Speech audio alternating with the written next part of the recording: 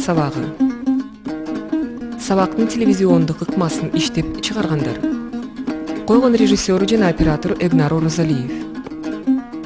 Монтаждын режиссеру жана технологиялык бөлүм Мурат Токтогазиевдики. Сценарийдин автору жана долбоордун продюсери Мыктыбек Арстанбек. Ассаламу алейкум. Отырайық. Менде бір суроо бар. Айтып коечу, адамдын аброюна дагы кандай аракеттер тийиш мүмкүн? Тил аркылуу, мисалы үчүн. Бирөөнүн намысына тийип, элдин көзүнчө уят кылуу адамды. Аны маскаралоо. Маскаралоо, Демек, бүгүн биз сиздер менен сабакты маскаралоо дедик.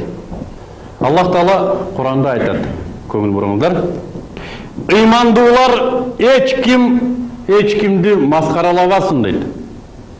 Бири-бирине жаман сөздөрдү айтпасын, бири-бирин лакаптары менен чакырбасын дейт.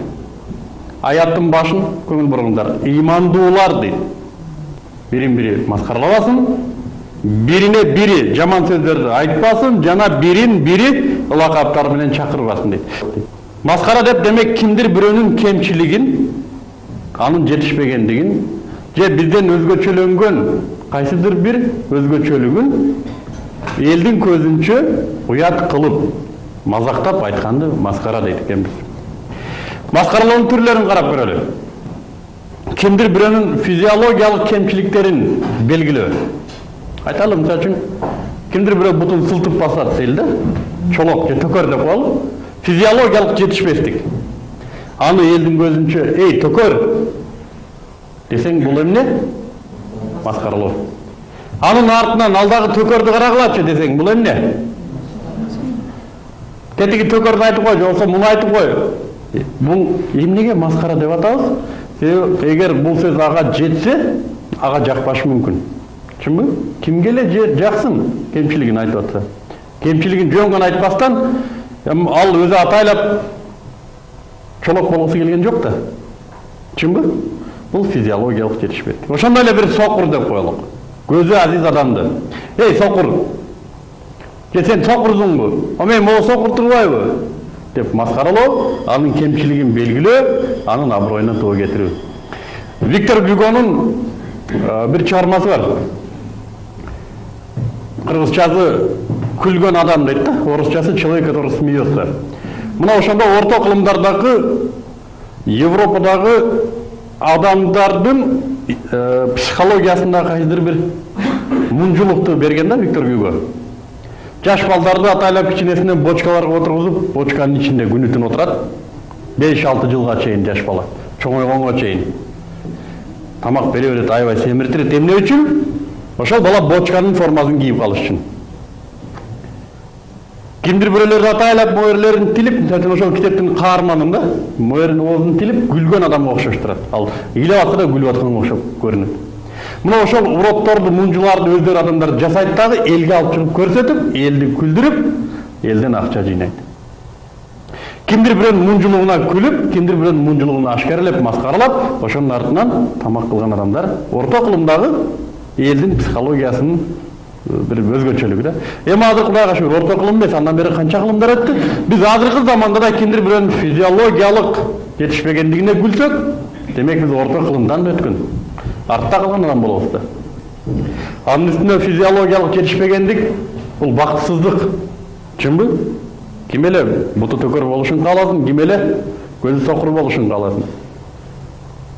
Биз аны каалабайбыз. Бирок бизге берилген илдет ошондой экен, арабыздан кимдир бирөөбүз мына ошол жетишпегендиги болгондугу үчүн ал бактысыз болушу мүмкүн.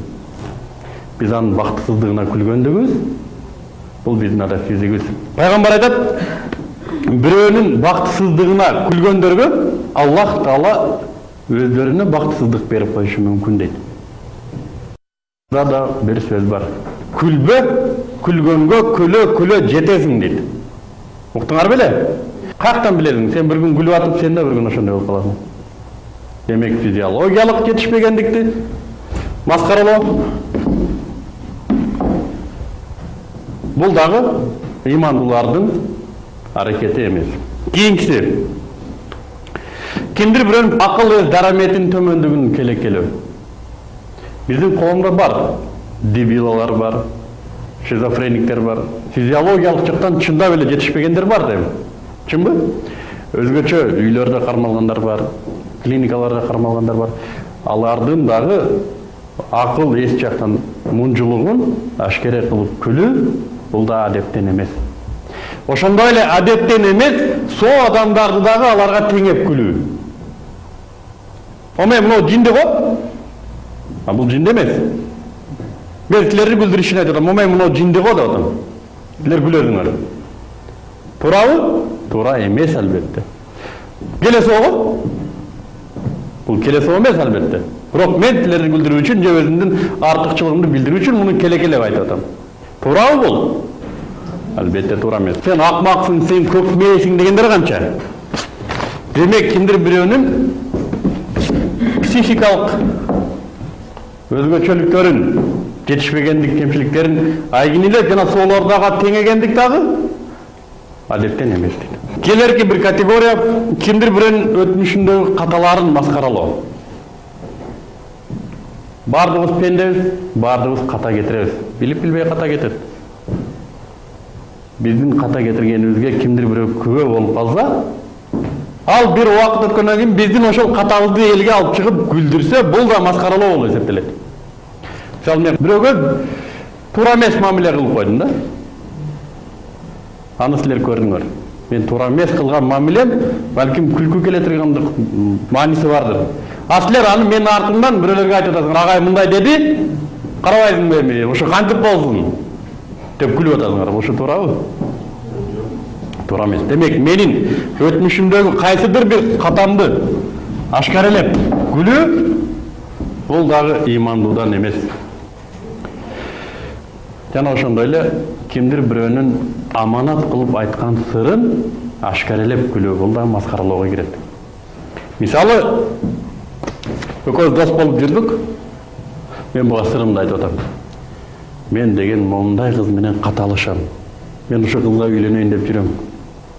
Деп экөөбүз доспуз. Биз бир классташ кызымды сүйүп калып айтып атам. Бул эмне кылат? Бир раз келет, мына сүйүп калыптыр. Буга кат чалышып атыр. Элге жайып, элдин көзүнчө мен уят кылып күлөт. Элди күлдүрөт. Бул дагы эмне? Маскаралоо. Маскаралоодон да бунун кесепети чоң. Менин аманатымды, менин ишеничимди бул сатып атат. Менин буга болгон ишеничимди бул сатып койду. Демек, кимдир бирөөнүн аманатын сатуу дагы, сатуу менен маскаралоо бул да ыймандан эмес. Пайгамбар айтат, эгер сен бирөөнүн кемчилигин жашырсаң дейт, Аллах сенин кемчилигиңди жашырат дейт. Мына маскаралоонун түрлөрү дедик. Түрлөрү. Эми ыкмаларын карап көрөлү. Маскаралоонун кандай ыкмалары бар? Биринчиси маскаралоонун сөз аркылуу ыкмасы. Бул категорияга эмнелер кирет? Сөз менен маскаралоого. Анекдоттор, чымчыкейлер, бирөөнүн артынан болгон ушак сөздөр, кадимки азыркы биз айтып аткан маскара сөздөр. Бул сөз менен айтылчу. Ыр менен дегендик. Ыр менен да маскараласа болот экен. Булар эмнелер? Ыр менен маскаралагандар. Айтыштар, туура айтасыңар. Пародиялар, шарадалар, достук азилдер. Булар мындай бир караган адамга эми көнмүш эле адаттай көрүнүшү мүмкүн. Не болуптур, достук азил. Чындыгында ал жазылган, ал арналган адамдын аброюна эмне кетип атат? Доо кетип атат. Анын аброю элдин көзүнчө доо кетип атат. Ал элдин көзүнчө уят болуп калышы мүмкүн. Кимдир бирөөнү мазактап күлүп атсак, биз ойлобойбуз. Балким биз да күлүп калышы мүмкүн. Бирөөнү маскаралаган адам эртең бизди да маскаралап калышы мүмкүн. Биз ушуну ойлонобузбу? Кийинкиси. Сүрөт. Сүрөт менен маскаралайбыз. Кантип? Карикатураларды тартабыз. Шарждарды тартабыз. Мурдуларын монтип, буттарын мынтип. Şu kağıda tartıp артына çaktap koydun mu da? Bul men деп жазып koyup. Бар mı? Uşun ne var mı? Ол да маскаралоо. Кимдир бирөөнүн сүрөтүн бир жерге окшотуп тартып койдуң, а? Бул ким да бул ошол. Бул эшек го жок, бул тиги. Сүрөт менен дейт. Дагы бир ыкмасы бар экен, дене ишараты менен маскаралоо. Дене ишараты менен маскаралоо деп, кол, же бут, же ооз, же жүз менен бирөөнү маскаралоо. Сүйлөгөн жок, бирок көрсөтүп койдум. Дагы бир ыкма бар маскаралоонун. Бул сөз ишараты деп коет. Орусча намек дейт. Эми өзүңөр билесиңер бул кандай адам экен деп коет. Ооба билебиз. Биз дароо эле эмнени ойлойбуз? Анын жетишпеген жагын ойлойбуз. Эгерде мен айтсам, эми бардыңар билесиңер бул жакшы адам десем, мага жакшы адам дейсиңер. А силер билесиңер бул жаман адам. Ооба жаман адам. А мен эчтеке деп элем, өзүңөр билесиңер бул кандай адам экенин деп койдум. Мен силерди бул жөнүндө жаман ойлоого түртүп жатам. Отурган 30 баладан бирөө ойлонушу мүмкүн, осы экөө ойлонот. Жакшы жагын айтты го депчи. Калган 28-29-у жаман жагын айтат. Бул биздин табигатыбыз. Эми табигатыбыз деген бул биздин коомдук жетишпегендик. Бирибиз жөнүндө бирибиз сүйлөсө биздин коомдо ушундай да, азыр ушундайга жетип калды. Кыргыз бири жөнүндө бири жаман ойлочу эмес эле, азыр сүйлөбөй эле көзүн карап койсоң, жетиштүү. Ал жөнүндө айтып койдум бир энциклопедияны. Маскаралоонун негиздерин карап көрөлү. Мына түрлөрү, кандай түрлөрү бар. Мына ыкмалары кантип маскаралайт. Эми мына ушулардын фундаменти деп коебузбу? Мына ушул турган бир негиздер бар да, бул эмнеден келип чыгып атат? Бул эмнеге негизделет маскаралоо? Шуну карап көрөлү. Биринчиден, маскараланып жаткан адамды маскаралаган адам тоотпогондугунан. Мени ичиңиздерден кимиңиздер маскаралайсыздар?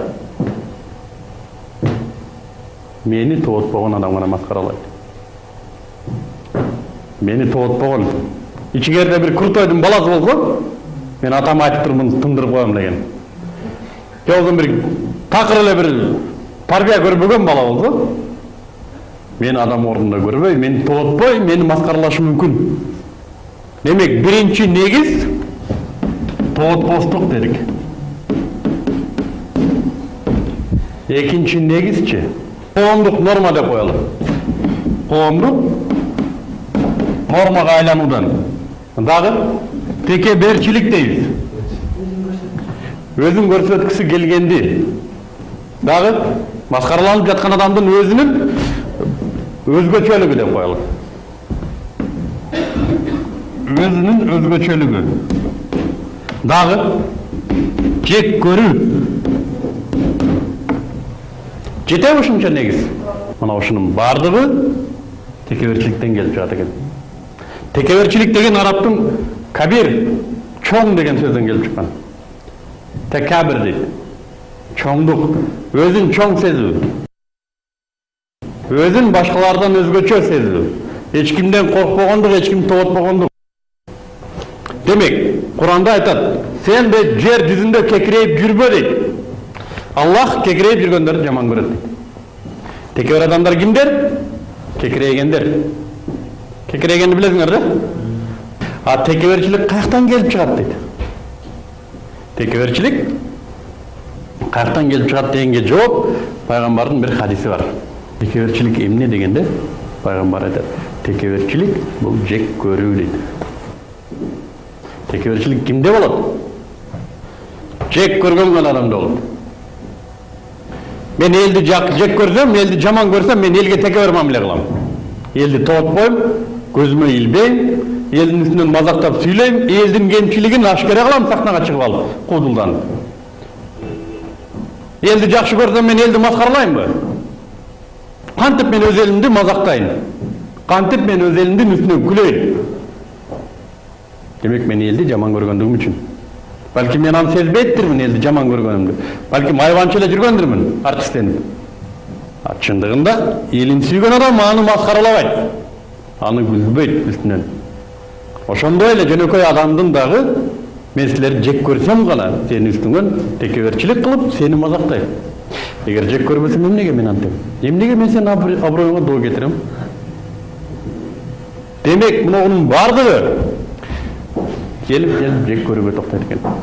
Пайгамбардын көзү өтүп кеткенден кийин кайсыдыр бир сахаба имамдыкка өтөт да. Имамдыкка дегени намазда бирөө имам болот. Намаздын башкаруучусу болот. Имамдыкка өтөт, имам болуп намаз окулат. Намаз бүткөндөн кийин ошол сахаба айтат: "Мен экинчи өмүрүмдө имамдыкка өтпөйм" дейт. Мен экинчи имамдыкка өтпөйм деп убада берет элдин көзүнчө. Эмнеге дейсиңер? Деп алайды. Мен намазда турганымда дейт. Мага ой келди дейт. Мен булардан жакшы болгондугум үчүн имамдыкка өттүм деген ой келди мага дейт. Түшүнүп атасыңарбы? Мен булардан жакшы болгондугум үчүн гана мен ушака имамдыкка өттүм деген ой келди. Жана мына ушундай ой мага адат болуп калбастыгы үчүн, мен булардан жакшымын деген ой мага сиңип калбас үчүн мен экинчи имамдыкка өтпөйм дейт. Түшүнүңөрбү? Демек, муну менен айта турган сөз, бу жерден ала турган сабак, биз өзүбүздү бирөөдөн өйдө сезбөөнүн дагы усулу бар. Биз өзүбүздү токтотсок болот. Мен эмнем менен мындан артыкмын? Бардыгыбыз эле тең. Мунун өзүнүн тагдыры бар, менин өзүмдүн тагдырым бар экен. Мунун бардыгы эмнеден келип чыгып атат? Ушу ичи күйдүлүктөн да, чынбы?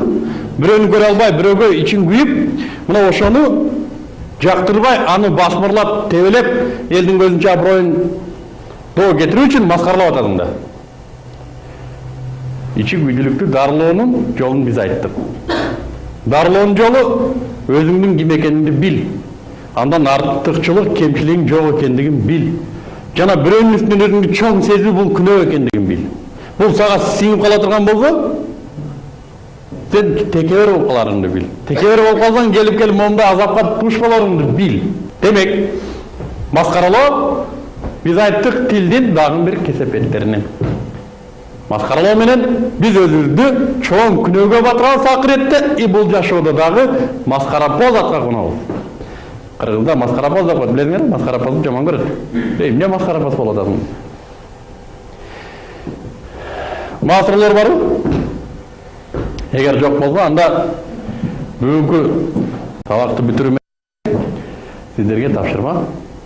Бизден укканыңыздарды үй бүлөңүздөргө, ата-энеңиздерге, айлана чөйрөңүздөргө. Кимдир бирөөнүн аброюн бирөө маскаралап төгүп аткан болсо, барып колунан кармап, сен антпегим туура эмес кылып атасың деп айткыла, менин аманатым ушул сиздерге. Коркпоңуздар, себеби чындык сиздер тарапта болот. Анда коштошайлы. Ассаламу алейкум.